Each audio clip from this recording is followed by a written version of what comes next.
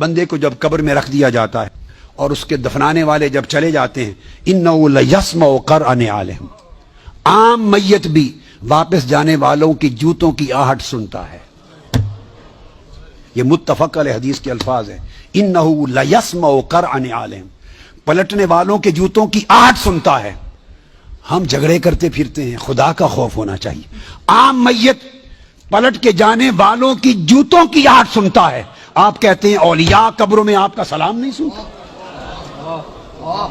ہم کس چکر میں، ہم نے عقیدے کہاں سے لیے ہیں؟ ہم نے کیا ڈھونگ رچا رکھا ہے؟ آقا فرماتے ہیں عام میت سنتا ہے قبر میں لیٹا ہوا جوتوں کی آہٹ۔ اگر ہم سمجھیں کہ اولیاء اور صلحاء جو عام میت سے اونچے درجے وہ قبر پہ آنے والوں کو نہیں سنتے، یہ عقیدہ کہاں سے آ گیا؟ اچھا، ماشاءاللہ۔ پہلی بات ہے کہ حدیث کہتے کس کو ہیں؟ اس بیچارے کو یہ بھی نہیں پتا حدیث کس کو کہا جاتا ہے۔ حدیث وہ ہے جو رسول کا فرمان ہو، اور قرآن کہتے ہیں رسول کے منہ مبارک سے قرآن کے مقابل بات نکل ہی نہیں سکتی۔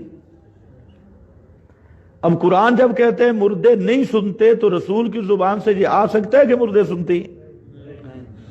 اصل میں یہ وہی روایت پرستی کا بھوت سوار ہے نا، کہ بخاری میں آئی۔ تو بخاری کون سی آسمانی کتاب ہے؟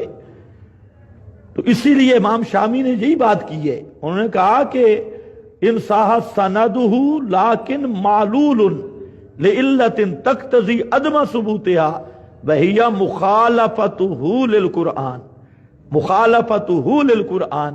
امام شامی نے کہا کہ یہ معلول ہے، اور اس میں علت یہ ہے کہ یہ روایت قرآن کے خلاف ہے۔ آپ کا کیا خیال ہے جو قرآن کے خلاف ہو وہ حدیث ہوتی ہے؟ یعنی دماغ کی بھی عجیب خرابی ہے کہ اللہ نے اپنے رسول کو فرمایا اتبع ما یوحی اتل ما اوحی، پیغمبر کبھی قرآن کے خلاف بات کر سکتا نہیں۔ اور ایسی بات چاہے بخاری مسلم یا کسی اور حدیث کی کتاب سے کوئی پیش کرے جو قرآن سے ٹکرائے اور پھر کہے یہ حدیث رسول ہے، اتمام حجت کے بعد بھی کہے، تو اصل کافر وہ ہے جو قرآن کا مقابل رسول کو ثابت کر رہا ہے۔ اس لیے ہم کہتے ہیں قرار نیال والی کوئی حدیث نہیں، یہ روایت ہے، یہ پیغمبر کا فرمان نہیں ہے۔ اگر پیغمبر کا فرمان ہوتا قرآن کے مطابق ہوتا، اور قرآن سے ٹکرانا اس بات کی دلیل ہے کہ یہ رسول پاک کے لفظ نہیں، یہ راویوں کی گپ ہے، پیغمبر کا فرمان نہیں ہے۔ تو پہلے اس کو حدیث تو ثابت کر، پہلے کم از کم یہ تو لے آنا کہ حدیث کہتے کس کو ہے، اس کو یہ بھی نہیں